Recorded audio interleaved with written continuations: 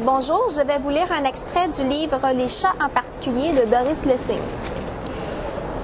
Il est fascinant d'assister à la naissance du premier bébé d'une chatte, cet instant où, la minuscule créature gesticulante étant apparue dans son enveloppe de cellophane blanche, la mère dégage son enfant en le léchant, coupe le cordon, mange les secondines, et tout cela si proprement, si efficacement, si parfaitement, alors qu'elle accomplit ses gestes pour la première fois. Toujours il se produit une pause. Le petit est expulsé et gît derrière sa mère.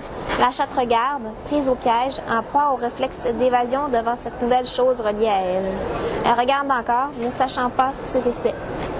Et puis le mécanisme se déclenche et elle obéit, devient mère, ronronne, éprouve du bonheur.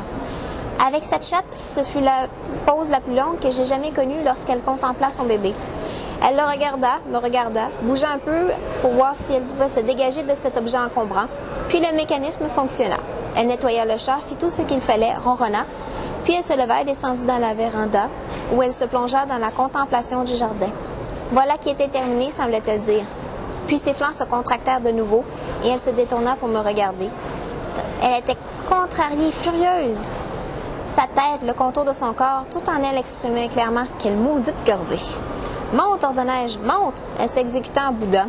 Elle s'hissa de marche en marche, les oreilles basses, presque comme un chien, lorsqu'on le gronde ou qu'on le renvoie. Mais elle n'avait rien d'abject comme le chien.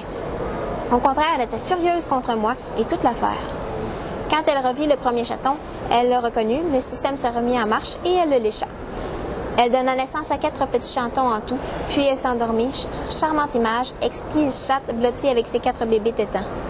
Ils formaient un bel ensemble. La première-née était sa réplique exacte, jusqu'au contour noir des yeux, aux demi-rayures du poitrail et des pattes, au ventre de couleur crème et très légèrement tigré.